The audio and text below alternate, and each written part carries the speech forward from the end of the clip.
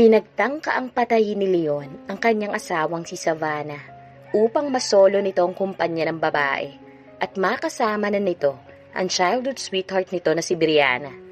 Ngunit ng araw na itapon sa bangin ni Leon ang bangkay ni Savannah, ay sakto namang nagmamanman ang mafia boss na si Lucas at nasaksihan niya ang mga pangyayari. Sinagip ni Lucas si Savannah at binigyan ng bagong mukha, nakawangis sa mukha ng kanyang yumaong asawa na si Sarah. Subalit habang tumatagal, ay may kakaiba na silang nararamdaman para sa isa't isa. Akala ni Savannah ay happy ending na ang kanyang love story sa piling ni Lucas. Hindi niya akalaing may darating palang kontrabida, si Sarah, ang original na nagmamay-ari ng puso ni Lucas at ang original na nagmamay-ari ng kanyang hiram na muka. Talaga bang malas siya pagdating sa pag-ibig? At paano nangyaring nabuhay ang matagal ng patay? Prologue. Nagkubli sa likod ng isang malaking puno si Lucas nang bumukas ang gate sa bahay ng kanyang target. Nang bahagyang makalayo ang sasakyan, ay nagmamadali siyang sumakay sa kanyang motor para sundan iyon. Isang oras rin mahigit ang itinakbo ng mga ito bago huminto sa isang matarik na bangin. Napakunot noo siya. Muli niyang ipinarada ang kanyang motorsiklo sa hindi kalayuan, saka pinakiramdaman ang susunod na gagawin ng nasa loob ng sasakyan. Nakita niyang bumaba ang matangkad na lalaki mula sa kulay itim na kotse. Kumpirmadong ito ang kanyang target. Sa passenger seat ay bumaba ang isang babaeng may figura ng isang modelo. Nagtungo sa likuran ng sasakyan ng mga ito, kinuhang kung anong nakasilid sa sako, saka pinagtulungan niyo ng dalawa na buhatin at itapon sa bangin. Saka nagmamadali ang mga itong sumakay ng kotse at umalis. Bigla siyang kinutuban, kaya nagmamadali siyang tumalon sa bangin para alamin kung ano ang laman ng sakong iyon. Bihasa siya sa training, kaya mabilis at maliksi niya nagawa ang lahat ng iyon. Wala pang ilang minuto, tangay na niya ang mabigat na sakong iyon. Nagmamadali niya yung binuksan at nagulat siya na makitang isang babae ang nakasilid doon. Kinapaan niya ang pulso nito, buhay pang babae, kung kaya't mabilis niya itong binigyan ng mouth-to-mouth resuscitation. Ilang sandali pa, inilalabas na nito ang lahat ng nainom na tubig sa katawan. Nagmulat lang ito ng bahagya, saka nawala ng malay. Binuhat niya ito paakyat sa matarik na bangin. Mabuti na lamang sanay ang katawan niya sa mabibigat na bagay. Madali lang para sa kanyang buhatin ito habang binabagtas ang paakyat sa matarik na bangin. 6 na taong gulang pa lamang siya ay sinasanay na siya ng kanyang ama sa kung ano-anong maaari niyang suungin sa laban. Kung kaya't hindi na mahirap para sa kanya ang mga ganito. Mas madali pa nga ito kaysa sa ginawa niya noong isang buwan na tumalon siya sa umaandar na helicopter. Lahat rin ng martial arts, expert siya at magaling rin siya sa kung ano-anong sports. Tad-tad siya ng training sa ama bago siya nito isabak sa kung ano-anong misyon. At ngayong matanda na ito, ay sa kanya na nito ipinasa ang isang napakabigat na tungkulin, ang maging isang mafia boss. Noong una ayaw niya, mas gusto niya maging isang simpleng mamamayan at gawin ang kanyang pangarap, ang maging isang magaling na doktor at paglingkuran ng mga mahihirap. Ngunit nang maipaintindi nito sa kanya kung bakit niya ito kailangang gawin, hindi na siya tumanggi pa. Gagawin niya ang lahat para sa kanyang pamilya. Nang makarating sa kanyang motorsiklo, kinuha niya ang kanyang mobile phone. Kinontak ang kanyang mga tauhan para sunduin ng mga ito ang babae. Siya si Mrs. Ruiz, ang asawa ng target. Sabi ng isa sa mga tauhan ni Lucas nang iabot nito sa kanya ang hawak ng mga larawan. Si Mrs. Savannah Ruiz. Napalingon siya sa babaeng nakahiga sa kama. Sa braso nito, may nakasaksak na dextrose. Oxygen rin at kung ano-ano pang mga aparato. Halos sira ang mukha nito kung kaya't napakahirap nitong makilala. Ngunit ang larawang kuha dito ng isa sa kanyang mga tauhan bago maganap ang insidente ay tumutugma sa suot nitong damit. Maya-maya tumunog ang monitor, sinyalis na hindi maganda ang lagay ng puso nito. Nagmamadali siyang kumilos para isagawa ang operasyon para dito. Kakailanganin niya ang babae para maisagawa ang kanyang mga plano. Nang bumalik sa operating room, ay nakalabgaw na siya, pati rin ang kanyang mga assistants, na mga professional nurse din, at ang dalawa ay intern naman niya. Ang General Benavides Hospital ay pag-aari ng kanyang pamilya, na isa sa mga negosyong pinamamahalaan niya, kung kaya't ang lahat niyang mga doktor at nurses, miyembro rin ng kanilang underworld organization. Kawawang asawa, sabi ng kanyang nurse na si Nelson, habang nakatitig sa walang malay na babae. Saksakan naman kasi ng pangit, kaya siguro di masikmura ng asawa niya. Kaya itinapon na lang. Tinignan niya ng masama ang lalaki, kaya itinikom na lang nito ang bibig. Matagal niyang sinubaybayan ang buhay ng kanyang target, kung kaya't alam niya ang kwento nito at ng babae. Alam niyang pinakasalan lamang ito ng kanyang target dahil sa kayamanan nito, bagamat ang totoo nitong mahal ay ang starlet at childhood girlfriend nitong si Brianna.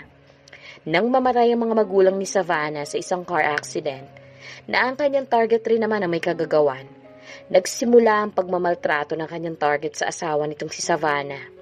Since nag-iisang anak si Savannah, ito ang nag-iisang tagapagmana ng kumpanya ng yumaong magulang. Ngunit dahil sunod-sunuran lamang ang babae sa asawa, hinayaan itong pamahalaan niyo ng lalaki. And worse, halos hindi na umuwi ang kanyang target kay Savannah, bagkas ay tuluyan na nitong nakisama sa childhood sweetheart nitong si Brianna. Wala naman siyang planong pakailaman ang kung anumang relasyong meron ang kanyang target sa asawa nito.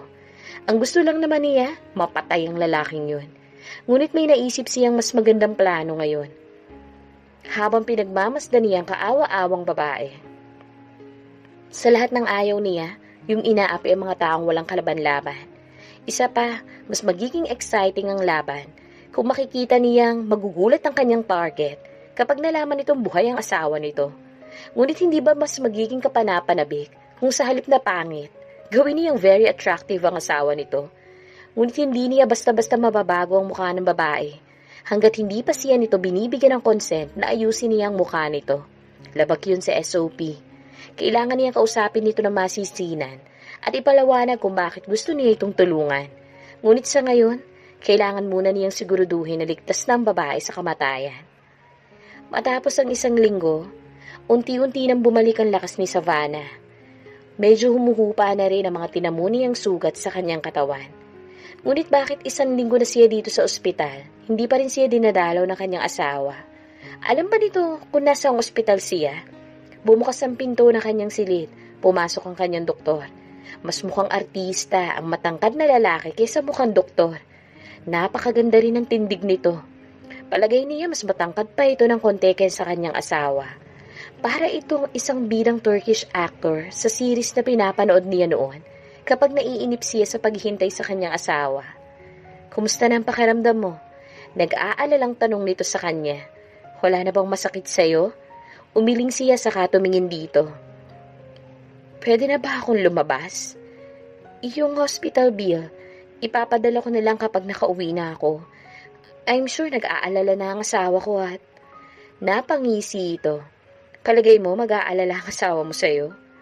Baka nga mas gugustuhin pa niya kung hindi ka na umuwi. Anong ibig mong sabihin? Wala ka talagang matandaan? Tanong nito sa kanya. Look, gusto ko nang umuwi. Giit niya sa lalaki. Saka bumangon para umalis sa higaan. Go ahead, umuwi ka. Para makita mo kung sinong babaeng itinira doon ang asawa mo. Sigaw nito sa kanya. Natigilan siya. Anong alam nito sa buhay niya? Sino ba talaga ang lalaking to? Huminga ito ng malalim. Hindi mo ba itatanong kung paano kang napunta sa ospital na to? Wala ka ba talagang alam? O nagtatanga-tangahan ka lang talaga? Nagpantingan tenga niya. Oo, nagpapasalamat siya dahil ginamot siya nito kahit hindi pa niya ito bayad. Ngunit para pakailaman ng buhay niya, ipapadala ko na lang ang bill. Dodoblihin ko kung gusto mo. Aniya rito. Pahiramin mo ako ng telepono para matawagan ko ang asawa ko. Itinapon ka ng asawa mo sa bangin. Ako ang sumagip sa'yo. Dinig niyang sabi nito sa kanya. Bigla siyang napahinto sa pagbubukas ng pinto. Hindi makapaniwalang napatingin siya sa lalaki. Unti-unti, nanuot sa kanya ang mga putol-putol na alaala. Nasa banyo siya nang bigla na lamang bumagsak ang siling at may isang mabigat na bagay na dumagan sa kanya. Ang mga sumunod na pangyayari, hindi na niya alam. Hindi totoo yan. Umiiling na sabi niya rito. Mahal ako ni Leon. May pait sa tonong sabi niya. Ramdam niya ang pag-iinit ng kanyang mga mata. Hindi niya alam kung ito ang kinukumbinsi niya o ang kanyang sarili. Simula nang mamatay ang kanyang mga magulang, ito na nag-take over sa mga negosyong naiwan ng kanyang parents. At unti-unting nagbagong pakikitungo nito sa kanya. Hindi na ito sweet, na gaya noong nasa courting stage pa lamang sila. Naalala pa nga niyang isang gabi habang kumakain sila, sinabi nito sa kanya na napakasakit ng salitang yun. Nakakasuko ang pagmumukha mo.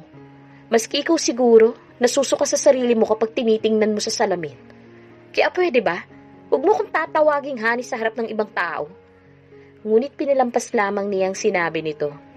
Inisip niyang baka lasing lamang o pagod sa trabaho ang kanyang asawa. Kaya nito nasabi ang mga yun. Mahal na mahal niya si Leon.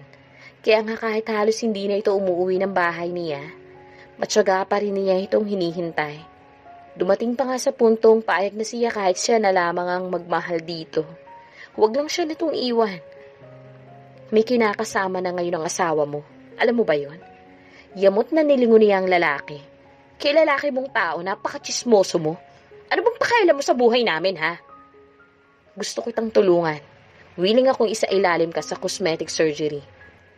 Para makaganti ka sa lahat ng katarantuduhang ginawa ng asawa mo sa'yo. Kahit na paano, hindi ko kailangan ng tulong mo.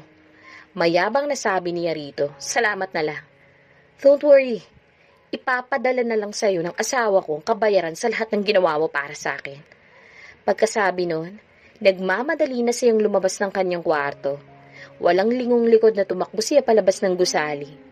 May humabol na nurse sa kanya. Siguro ay dahil alam nito na hindi pa siya bayad sa ospital. Ngunit narinig niya ang boses ng kausap nitong doktor kanina. Let her go. Matigas ang tinig na sabi nito. Pumara siya ng taxi at nagpatid sa bahay nila. Walang tao nang dumating siya ng bahay. Nagtataka siya kahit ang mga maid wala doon. Nang ipihit niyang doorknob, ay bumukas ang pinto.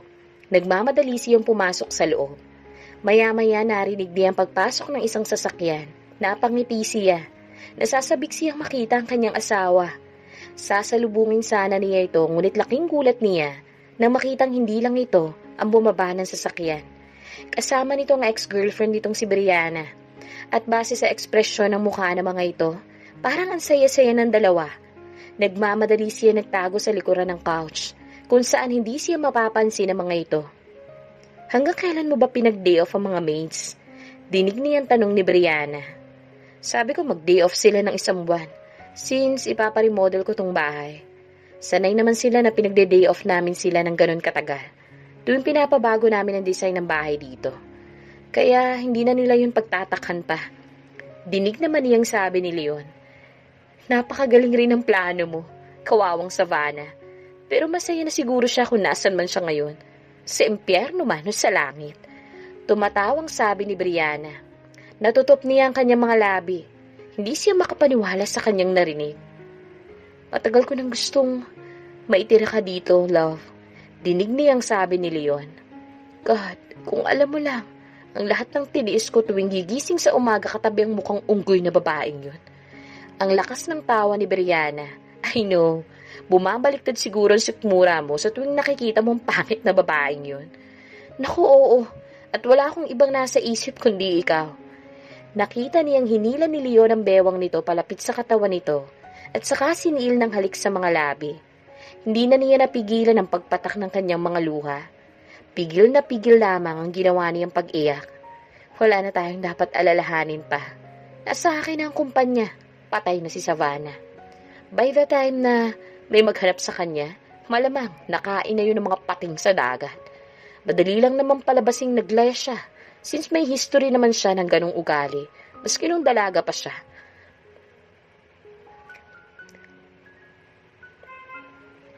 Napakurap-kurap siya. Hindi siya makapaniwalang maririnig niya mismo kay Leon ang ganong mga salita. Tulungan mo ko. Pagandahin mo ko. Humahagulhol na sabi ni Savannah nang balikan niya ang doktor na nag-alok ng tulong sa kanya. Gusto kong maging magandang maganda. Yung tipong pagpapantasyahan ako ng lahat ng mga kalalakihan. Sabi niya sa pagitan ng paghikbi. Galit na galit siya. Wala siyang ibang nasa isip ng mga sandaling iyon, kundi ang maging magandang maganda at ipamukha sa kanyang asawa ang kanyang bagong kagandahan. Gusto niyang pagsisihang lahat ni Leon ang ginawa nito sa kanya. Ngunit higit sa lahat, gusto niyang ipamukha kay Brianna kung sinong kinalapan nito. Tutulungan kita. Gagawin kitang isa sa may pinakamagandang mukha sa buong mundo. Ngunit sa isang kondisyon, sabi ng lalaki sa kanya. Anong kondisyon yun? Tanong niya. Pakiwari niya nakahanda siyang pumayag sa kahit na anong kondisyon ang hingi nito. May bigay lamang nito sa kanyang pinakamimithi niya. Ang masabi sa pagmumukha ni Leon na, hindi na akong babaeng pinaglaruan mo. Simula ngayon, Sarah na magiging pangalan mo. Sabi ni Lucas sa babae. Napangiti siya nang hindi ito makapaniwala sa bagong anyo na binigay niya habang tinitignan nito ang mukha sa salamin. Sino mag-aakalang isang ritukada ang babaeng kaharap niya ngayon? Totoo nga ang sabi ng lahat ng kanyang mga nagiging pasyente. Isa siya sa pinakamagaling na plastic surgeon, hindi lamang dito sa Pilipinas, kundi maging sa buong mundo. Hindi nga ba't kalimitan sa kanyang mga nagiging clients sa mga foreigner? Minsan na rin siyang na-feature sa isang sikat na magazine sa Amerika bilang isa sa pinakabata at pinakamagaling na dalubhasang plastic surgeon. Sarah? Tanong nitong inilapag sa mesa ang hawak na salamin at tumingin sa kanya. Bakit kailangan ko pang palitan ng pangalan ko?